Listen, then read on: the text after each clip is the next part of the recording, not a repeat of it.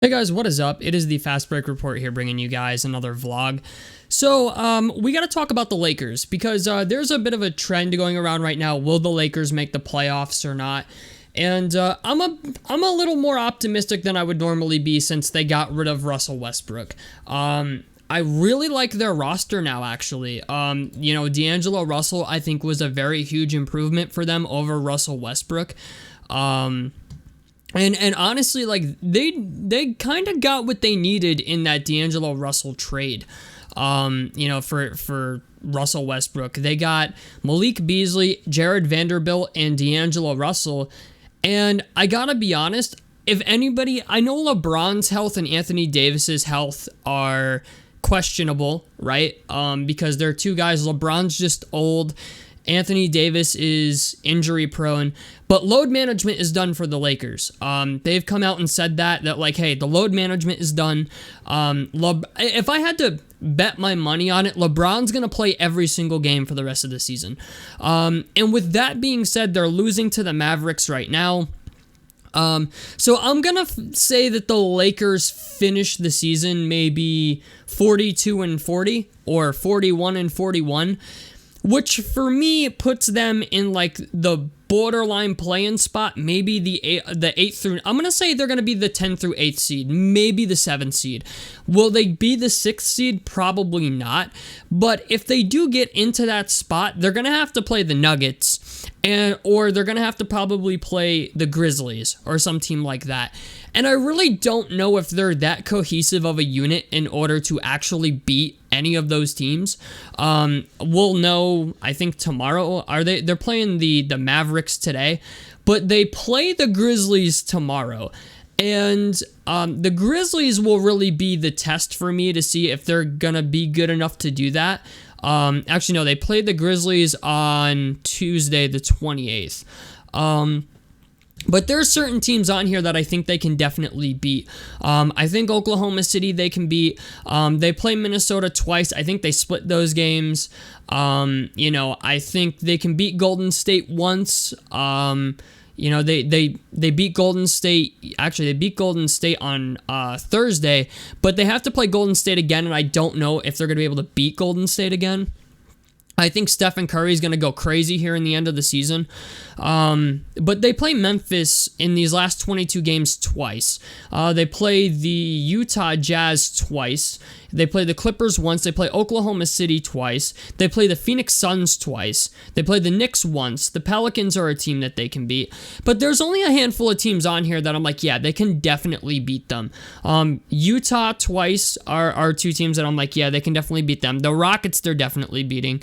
OKC, I think they're definitely beating. Actually, they play the Rockets twice. So the Raptors, I think they're going to beat.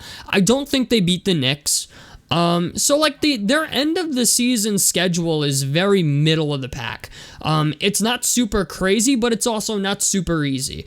So with that being said, I definitely think they'll finish 41-41 or 42-40.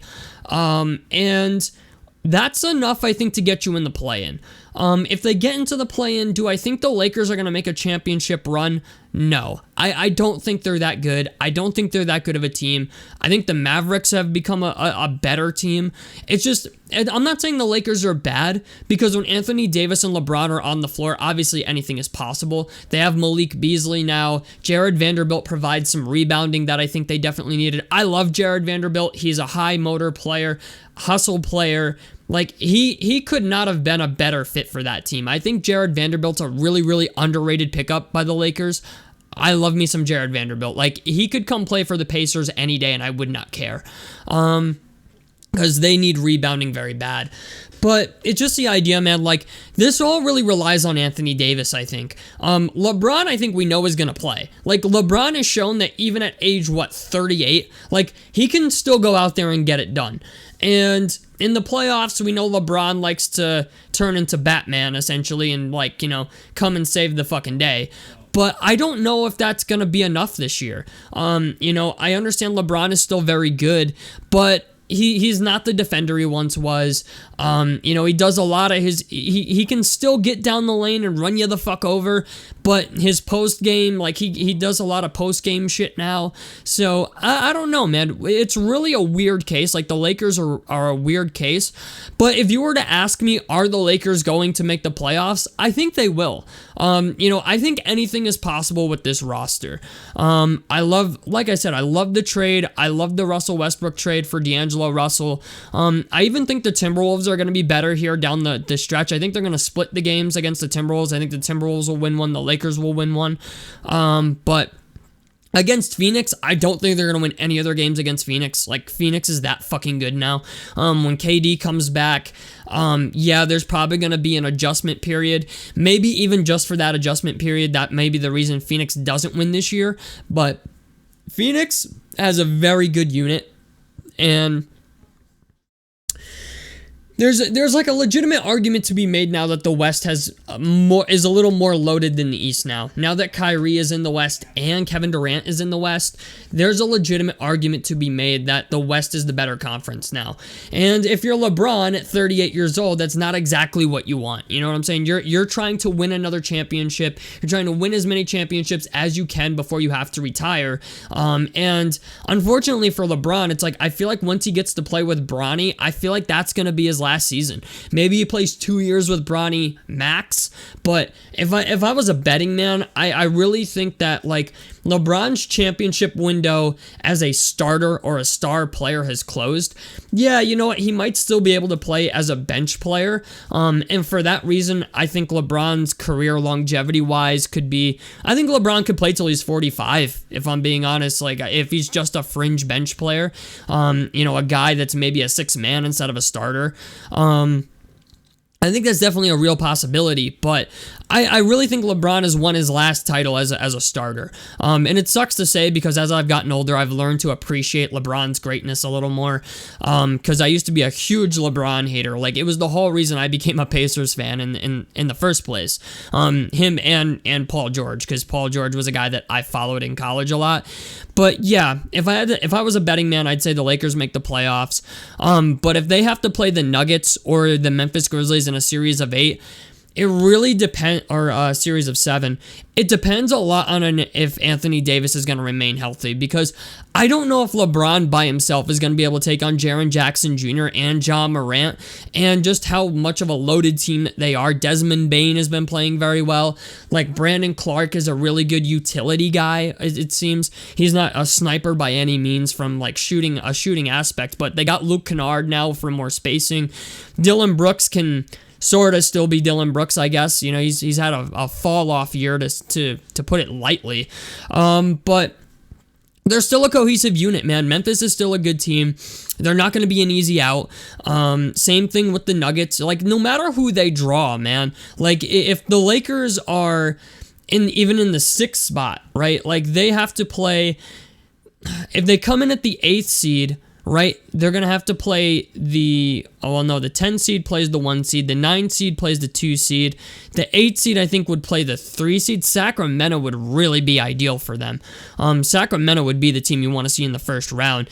But the 8 seed, I think, 10 plays the 1, 9 plays the 2, 8 plays the 3, 7 playing the 4 would be ideal. Or 6 playing the 5. They really want to try to draw Sacramento, if I'm being honest. Like, the Lakers, in order to really convince people, are going to either want to play against the Clippers or they're going to want to play against Sacramento. Sacramento, I think, gives them the best shot. Maybe Memphis is the second best shot because the Clippers are actually a pretty good defensive team with Kawhi and all that they got going on. I mean, yeah, you got to play against Westbrook. But, like, if I'm the Lakers, I'm looking to maybe get into that 8th seed territory, or even the 9th, anywhere from 10 through 8. Like, that's where they want to be. Because if they go any higher than that, man, or any lower, sorry, still have bronchitis. But if ends up anywhere in that range, it's not going to be good. Utah probably falls out. The Pelicans could fall out depending on if Zion comes back. But like Portland's falling out. I don't think Portland's going to make the playoffs. I don't think OKC makes the playoffs. The Pelicans could fall out. Utah might be the 10th seed. The Pelicans could maybe move up. But the Lakers, I think the Lakers could edge out Utah or even Minnesota. It's a real possibility. But that's where they want to be, the 10th through 8th seed. And I definitely think it's a very, very realistic possibility. People are saying it's not possible. I think they're kind of full of shit. It's still LeBron at the end of the day. It's still Anthony Davis at the end of the day, who in the beginning of the season was a legitimate MVP candidate in Anthony Davis. They got Malik Beasley, who has been on fucking fire since getting traded to the Lakers. Like, if I'm correct, I think Malik Beasley is shooting amazing efficiency-wise. I really, really liked the Malik Beasley pickup. Malik Beasley, since getting traded to the Lakers, is shooting 44% from the field, 41% from three, and scoring 15 points a game, essentially, on 2 steals a game, which is very good, 1.8. Granted, it's only a 4-game sample size, but he has been playing very well. D'Angelo Russell's another guy. He's day-to-day with an ankle injury, but he's played 4 games for the Lakers, and he's shooting 44% from the field, 35% from 3, 76% from the free throw line on 13.5 a game for them on 5 assists. Still, solid numbers, not amazing, but it's good enough. It's better than whatever the fuck Russell Westbrook was providing them. And Jared Vanderbilt, man. Jared Vanderbilt has played 4 games for them as well, shooting 70% on 2-point shots, 66% from the field, and hasn't missed a free throw yet, and he's averaging 7 and 7 a game for them, on 1 steal a game. So, and he's not turning the ball over a lot, too. 1 turnover a game is very nice for him. And Jared Vanderbilt's only 23. Malik Beasley is only 26. And D'Angelo Russell is 26 as well. So, I like it, man. I like it down the stretch here. They really need D'Angelo Russell to play. Like, he can't be day-to-day with this ankle injury shit. If they can remain healthy as well, that's a big concern. If Anthony Davis stays on the floor, D'Angelo Russell stays on the floor, and LeBron stays on the floor, they make the playoffs. I'm calling it what it is. So, tell me what you guys think about this down below in the comment section below. Like helps me out. Subscribe if you guys want to see more on the Fast Break Report. And out of this motherfucker. Peace, guys.